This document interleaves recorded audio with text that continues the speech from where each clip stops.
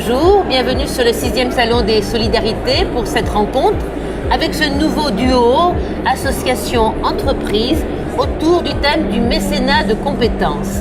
Alors l'association c'est Andes avec Juliette Novelli qui est responsable des partenariats privés et du mécénat.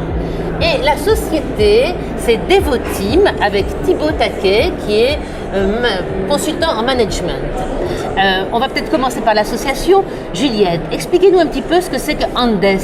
Alors Andes, c'est un réseau de plus de 300 épiceries solidaires réparties sur toute la France.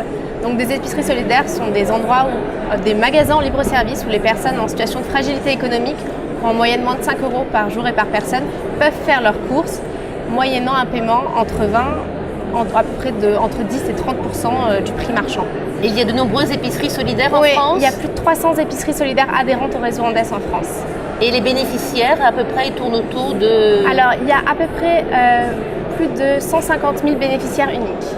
Voilà. Très bien, merci. Et vous Thibaut, alors, Devoteam, vous êtes une entreprise des nouvelles technologies, le cloud computing, le big data, des choses qui ne nous parlent pas trop. Expliquez-nous un petit peu ce que c'est. Voilà, donc le titre officiel c'est consultant en transformation digitale. Donc en effet ça paraît un peu compliqué, mais donc on accompagne en fait des entreprises, principalement des grosses entreprises, des gros groupes français, qui veulent opérer des transformations dans leur manière de procéder, par exemple simplement leur logiciel. Nous on va intervenir dans la gestion de projet pour cadrer des projets. Ça peut être sur ce domaine de compétences-là, mais aussi sur des compétences vraiment plus techniques, donc avec du conseil vraiment IT et cloud computing, comme vous le disiez, donc qui peut être assez technique et pointu en effet. Et vos clients, jusqu'à présent, étaient des sociétés privées ? On a également des sociétés publiques, par exemple la SNCF, qui est quand même une très grosse société publique, donc c'est plutôt également réparti entre privé et public au niveau de nos clients. Et qu'est-ce qui s'est passé en 2016 ? Tout d'un coup, vous vous êtes dit, on va se lancer dans le mécénat de compétences. Eh bien, tout simplement l'envie de découvrir des nouveaux partenaires, des nouveaux clients, une nouvelle culture d'entreprise aussi, même si là on parlera plutôt de culture associative. On essaie de prendre ces clients de mécénat exactement comme on ferait avec de vraies entreprises. Donc pour nous l'intérêt c'est aussi de développer une nouvelle compétence, rencontrer des nouvelles personnes, se diversifier. Également aussi, on ne va pas se le cacher, un intérêt au niveau de l'image que ça renvoie par rapport à nos clients et à notre entreprise, puisqu'on se développe maintenant sur un aspect plus social qu'entrepreneurial, je dirais. Donc c'est l'ensemble de toutes ces choses qui nous ont fait aller vers le mécénat de compétences. Et alors comment vous avez fait pour rencontrer Andes ? Alors c'est le moment où on a contacté donc l'entreprise Coeo qui met en relation en fait des associations avec des entreprises prêtes à faire du mécénat de compétences. Jean-Michel Pasquier, donc, vous êtes donc le fondateur de Coeo, une entreprise de l'économie sociale et solidaire. Expliquez-nous un peu en quoi ça consiste, votre activité. Alors, en fait, notre objet et notre mission est justement, comme l'a dit Thibaut, de mettre en place des programmes de mécénat de compétences dans les entreprises du secteur marchand, entre guillemets, au bénéfice de structures d'intérêt général, qu'elles soient associations, fondations ou dans certains cas collectivités territoriales, pour que des collaborateurs volontaires donnent leurs compétences à des projets d'intérêt général qui n'ont pas les ressources pour intégrer ces compétences en temps normal. Et donc ça répond à plein de critères RH, RSE de l'entreprise, au niveau des intercontrats, au niveau de la gestion des seniors dans certains cas. Donc il y a une appétence de plus en plus forte des entreprises de se lancer dans ce dispositif au bénéfice donc de structures comme Andes.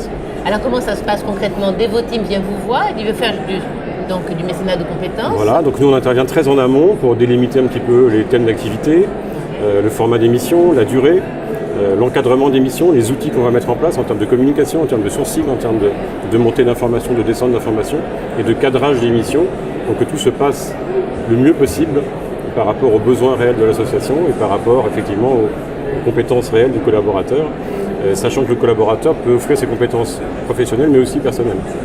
Alors quels étaient les besoins de l'association justement, Juliette, à ce moment-là ? Alors nos besoins c'était plus en termes de communication, de stratégie de communication, de positionnement par rapport à nos différentes cibles et la mise en place d'outils collaboratifs. Mais vraiment, ces besoins, on les a à la fois identifiés quand on a rempli la fiche soumise par Jean-Michel Pasquier et aussi à travers les échanges qu'on a pu avoir avec les personnes en charge du mécénat de compétences chez Devoteam qui nous ont su vraiment bien nous écouter et qui ont ajusté le périmètre. Donc vous, Devoteam, vous avez dit qu'est-ce qu'on peut leur apporter? Quelle a été la réponse? Concrètement, la réponse, c'est par rapport à ce que vient de dire Juliette, c'est essayer de leur apporter des outils marketing pour vraiment définir plus facilement et plus simplement leur positionnement. Autrement dit, raconter l'association de manière simple et claire assez rapidement, en étant concis, en sachant où on veut aller. Donc pour ça, on a fait une grosse journée d'atelier qui s'est déroulée cette semaine. Donc en 3 parties, avec une première partie donc dédiée, comme je vous disais, au business model. Donc là, quelque chose d'assez global sur l'association, comment elle fonctionne, quels sont les pendants, les aboutissants. Et pour vraiment que tout le monde ait la même vision, parle le même langage commun, on appelle ça le langage commun. Avec ensuite un deuxième atelier donc, qui va être plus sur les valeurs, propositions de valeurs en fonction des cibles. En fait. Donc, ils ont plusieurs cibles au niveau de l'association. Donc il va y avoir par exemple les épiceries solidaires, le grand public, les partenaires financiers, la sphère institutionnelle. Et donc nous, notre but, c'est d'essayer d'apporter une vision pour positionner facilement ces valeurs qu'on offre, que l'association offre, par rapport à ces cibles-là. Donc avoir un discours clair, défini par cible. Voilà. Il n'y a pas un problème justement de culture d'entreprise? Comment est-ce qu'on peut s'entendre quand on est dans les IT et dans les épiceries solidaires? Comment ça marche? Assez facilement, j'ai envie de dire. Ça s'est fait très naturellement. Les équipes se sont présentées. Ce qui était intéressant, c'est de notre côté, on a aussi un très large panel de salariés en DES. On est répartis sur tout le territoire. On a à la fois des animateurs qui travaillent au sein des épiceries. On a aussi des responsables de chantiers d'insertion, parce qu'on n'a pas parlé avant, on a des chantiers d'insertion, on fait du tri en revalorisant les invendus des marchés de gros à Rungis, Marseille et Perpignan. On a aussi un programme qui vient en aide aux petits producteurs en difficulté. Donc, on a mis tout le monde autour de la table ce jour-là. On a réuni 15 personnes de notre équipe. Donc, au sein de l'association, déjà, on est tous différents. Donc finalement, ça s'intègre très bien. On est flexible, on a l'habitude de travailler avec des personnalités et des manières de réfléchir différentes. Au départ, vous ne saviez pas exactement ce dont vous aviez besoin.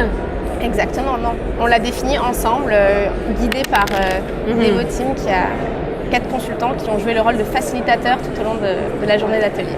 Et alors aujourd'hui, on en est où? Comment ça avance? Alors aujourd'hui, on est sur un gros travail de restitution de cette fameuse journée d'atelier. Oui. Pour finalement tirer les conclusions de manière assez claire et simple au travers d'un document concis qui va tout résumer ce qui s'est passé dans la journée pour finalement aller plus loin et grâce à finalement à ce qu'on aura réalisé dans la journée, pouvoir adresser les messages clés en fonction des différentes cibles qu'on avait localisées auparavant. Donc pour aller vraiment plus loin, donc encore un dernier atelier qui va se produire a priori la semaine prochaine ou dans les semaines à venir, pour vraiment cibler quelles valeurs de l'association correspondent à quelle cible de l'association et ainsi indiquer les messages clés à adresser. Et ça ne pose pas de problème au sein d'Andes d'appliquer donc les recommandations de Devoteam? Alors pas du tout, on a eu que des retours positifs de toutes les personnes qui ont participé à cette journée d'atelier. Tout le monde était content de justement penser autrement l'association et de casser les barrières qu'il peut y avoir entre nos différentes fonctions et de découvrir plus l'autre. Ça a été très fédérateur pour nous, un petit peu comme un team building, ça a vraiment eu un impact très positif. Et vous, Devoteam, habitué à travailler avec des grosses sociétés, publiques ou privées, tout d'un coup, une association avec une activité aussi complexe, c'était pas un petit peu compliqué? C'est sûr que c'est une approche assez différente, mais comme je vous le disais au début, on essaie de travailler quasiment avec la même manière qu'avec nos clients habituels. Donc finalement, on a l'habitude de rencontrer des types de clients assez diversifiés quand même, des personnes assez différentes, même si ça reste souvent dans le même domaine de compétences. Donc partant de ce principe-là, non, ça ne nous a pas posé de problème de rencontrer des nouvelles personnes, c'est avec plaisir et ça s'est très bien passé. Et puis il y a un aspect de challenge aussi qui est important, c'est-à-dire découvrir un nouveau territoire, un nouveau champ. Ça permet aux collaborateurs de dire bon, c'est un petit défi qui m'est lancé, donc j'essaye effectivement de répondre à ça. C'est ce que vous remarquez quand ils partent en mécénat comme ça de compétences, ils en rapportent quelque chose, ils en reviennent grandis ou nourris d'autres choses. Oui, parce que ça permet aussi de prendre du recul sur ses petits problèmes personnels, sur son parcours personnel, de voir qu'il y a des enjeux qui sont quand même très importants, sociétaux. Et donc ça offre une gratification qui est très subjective, mais qui est très, très individuelle et qui apporte beaucoup après dans les équipes en interne, dans les entreprises. Ça, c'est évident. Quelles sont les motivations des personnes qui partent comme ça en bénévolat? Il faut leur demander individuellement, mais c'est juste l'envie effectivement d'œuvrer pour le bien commun, tout simplement, d'apporter une petite goutte, une petite pierre à un processus collectif pour faire changer un peu les choses. Sachant qu'aujourd'hui, la demande du monde associatif est colossale parce que les subventions publiques se cassent dans la figure, elles ont besoin de ressources. Surtout qu'on leur demande en parallèle d'être de plus en plus professionnels. Donc moins de ressources d'un côté, soyez professionnels, Comment fait-on? On va s'adresser effectivement au monde de l'entreprise qui peut apporter un input, je dirais, très important en termes de ressources. Et vous remarquez que c'est une croissance Oui. actuelle des entreprises. C'est l'entreprise qui pousse le salarié à aller faire du bénévolat? Ça peut être aussi un collaborateur qui se dit tiens, pourquoi pas, en tant que prescripteur, demander à mon DRH de faire cette chose-là. Alors, plutôt dans les structures courtes. Dans une très grosse structure, les gens ont un peu la pétoche, si j'ose dire. Mais maintenant, effectivement, depuis 2 ans, on s'aperçoit qu'on a de plus en plus de demandes spontanées, comme Devoteam aujourd'hui. Alors qu'il y a 6 ans, quand on a démarré, on allait vraiment chercher les entreprises. Donc il y a vraiment une progression très, très forte. Aujourd'hui, les entreprises viennent vous chercher? Complètement. On a eu un rendez-vous il y a une semaine, enfin 10 jours, avec un gros organisme public, donc 150 000 collaborateurs, qui est intéressé par ce dispositif. Donc, et j'imagine que les besoins des associations sont absolument immenses. ils sont monstrueux. Elles ont l'idée de vous contacter pour demander? Ça commence parce que le mot et le dispositif commencent à être un peu plus connus qu'avant. Et puis il n'y a pas 50 000 façons de créer des ressources alternatives, que ce soit de l'argent, soit des produits, enfin du don en nature, soit du don en compétences. Donc, au-delà de ça, voilà, soit le don du particulier, mais bon. Donc je pense qu'on est au début du début. Donc Andes aujourd'hui, est-ce que vous considérez que Devoteam c'est devenu une entreprise partenaire?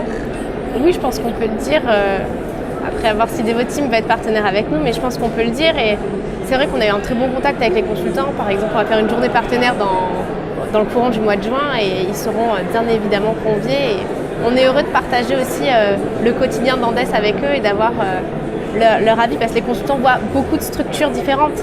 Donc c'est là aussi, nous on a le nez dans le guidon, on connaît Andes, on voit la complexité, le réseau, la grande entreprise que c'est, le réseau, l'association avec un business model complexe, mais Devoteam ils en voient plein, donc forcément ils ont plus de recul que nous. Oui. Donc, et vous chez Devoteam ça marche comment? La personne que vous envoyez chez Andes, elle est volontaire ou vous la désignez? Écoutez, c'est du volontariat. Moi, je me suis porté volontaire pour la mission. Ça fonctionne exactement comme pour le staffing des autres missions. Le staffing, c'est le fait de placer les gens sur les projets. Donc, on a un ressource manager qui nous propose des missions et quand on est intéressé, on accepte ou on n'accepte pas. Il y a d'autres personnes au sein de Devoteam aussi? Vous êtes deux? Oui, je suis encadré par un partenaire consultant, donc c'est le haut niveau des consultants.